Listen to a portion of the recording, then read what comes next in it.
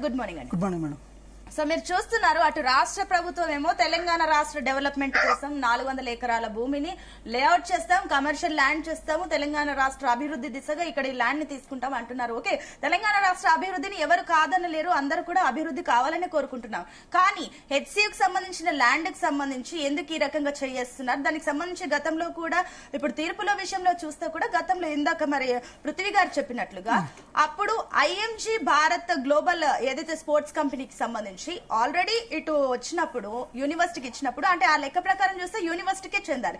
మళ్ళీ ఇది గవర్నమెంట్ అని ఖడాఖండిగా గవర్నమెంట్ కి సంబంధించి మాట్లాడుతున్నారు. ఏ రకంగా అనుకోవచ్చు మేడం? ముందుగా మీకు ప్యానెల్ పెద్దలకు నమస్కారం మేడం.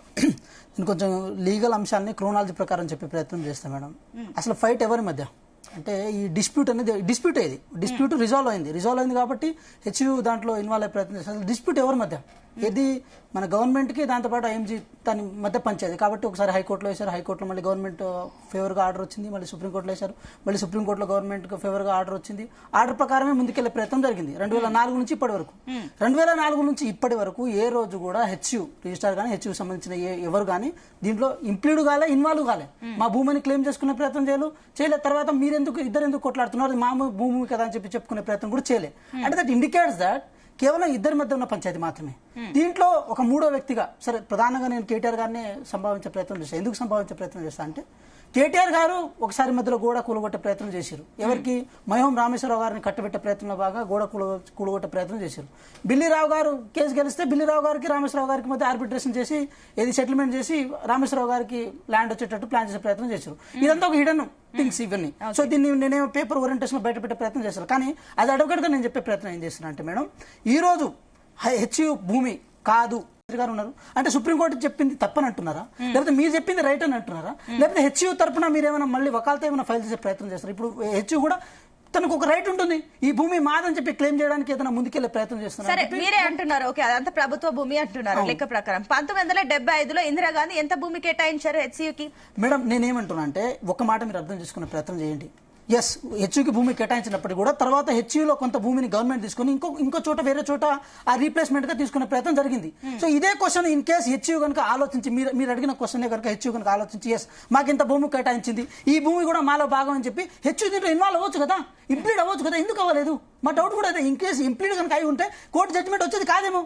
ఇది నిజంగా ఇంకా కొంచెం డిలే అయ్యేదేమో, సివిల్ డిస్ప్యూట్ కదా. ఇప్పుడు ఐఎంజీ వర్సెస్ తెలంగాణ గవర్నమెంట్ సుప్రీంలో ఫైట్ చేసింది కాబట్టి ఇప్పుడు కేసు గెలిస్తే ఇప్పుడు తెలంగాణ గవర్నమెంట్ దే భూమి అంటారు. మేడం ఇప్పుడు నేనేమంటున్నా, అత్యున్నత న్యాయస్థానాలను మనం ప్రశ్నించినా శంకించినా కూడా ఆ జడ్జిమెంట్ ఓరియంటేషన్ గా చేయాల్సి ఉంటుంది, ఆధారాల బేస్ మీద చేయాల్సి ఉంటుంది. ఇప్పుడు పంచనామా జరిగింది, పంచనామాలో అప్పుడు రిజిస్ట్రార్ కూడా దాని మీద సంతకం చేసే ప్రయత్నం చేశారు, సర్వే జరిగింది, సర్వేలో కూడా అదే జరిగింది. సో మేమేమంటున్నాం మేడం, ఎక్కడ కూడా ఈ భూమి మాది అని చెప్పి ఈ 2004 నుంచి ఇప్పటి వరకు ఈ 20 సంవత్సరాల కాలంలో ఎక్కడ హెచ్యూ క్లెయిమ్ చేయలేదు, ఇంప్లీడ్ కాలేదు.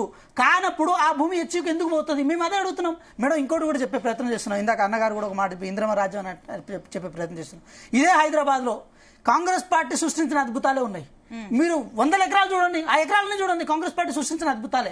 ఆ పేదల కోసం సంపాదించినవి, విద్యార్థుల కోసం సంపాదించినవి, కూడబెట్టి పెట్టిన అవి మొత్తం ఎక్కడ ఏ పెట్టుబడిదారికి దారితం చేసే ప్రయత్నం కాంగ్రెస్ పార్టీ చేయదు, కాంగ్రెస్ పార్టీ గుంజుకునే ప్రయత్నం కూడా చేయదు. ఇప్పటికీ కాంగ్రెస్ పార్టీ ఆ భూమిని కూడా మేడం ఇంకో మాట నేను కంక్లూడ్ చేస్తా, ఒక థర్డ్ పర్సన్ అప్పగించే ప్రయత్నం చేయలే. కేవలం అది కూడా టీజీఐఐసి ఏదైతే గవర్నమెంట్ సంస్థ ఉందో ఆ గవర్నమెంట్ సంస్థకు అప్పగించి ఆ గవర్నమెంట్ సంస్థ ద్వారా దాన్ని వెల్లవేసే ప్రయత్నం చేస్తారు. వెంకట్ గారు మీరేం చెప్తారు యాజ్ అడ్వకేట్ కాకుండా ఎన్ఎస్ఐ నాయకులుగా మీ అభిప్రాయం ఏంటి? ఇప్పుడు వినోద్ కుమార్ గారు కూడా చెప్పారు క్లియర్ గా అది అకాడమిక్ పర్పస్ మాత్రమే వాడాలి అని కూడా, ఏమంటారు మేడం? ఒక విషయం అంటే మా ఉస్మాన్ యూనివర్సిటీలో హెచ్పీ పెట్రోల్ బంక్ కమర్షియల్ గా ఇచ్చారన్న కారణం చేత ఈసీ పర్మిషన్ లేకుండా ఇచ్చారన్న కారణం చేత రోడ్ల మీదకి వచ్చిన వాళ్ళం మేము. ఈ రోజు హెచ్యూ కనుక భూములు కనుక పోతే పార్టీలకు అతీతంగా కూడా మాట్లాడడం మేము సిద్ధం ఉంటాం. కానీ విషయం ఏంటంటే అక్కడ అది హెచ్యూ భూమి కాదు, అది పక్క ప్రభుత్వ భూమి అని చెప్పి ఒక నిర్ణయానికి ఒక కంక్లూజన్కి వచ్చిన తర్వాత మళ్ళీ దాన్ని రెండు కలిపి చూడడం ఏదైతే ఉందో అది నిజంగా మనం ఏదైనా రాంగ్ వేలో తీసుకున్నట్టు అవుతుంది. వెంకట్ ఒకవేళ వెంకట్ ఒక విషయం గుర్తుపెట్టుకో, బాలకృష్ణ ఒక్క నిమిషం ఆగండి, ఒక్క నిమిషం. వెంకట్ కు నేను ఒక మాట చెప్తున్నా. వెంకట్ అది ప్రభుత్వ భూమి అయినా ఇప్పుడు మన ప్రభుత్వం ఉంటే రేపు ఇంకొక ప్రభుత్వం వస్తే లేకపోతే ఇంకో ప్రభుత్వ భూమి అయినా హెచ్సియుకు అవసరం ఉంటే let us confine to the HCU only. అవసరం ఉంటే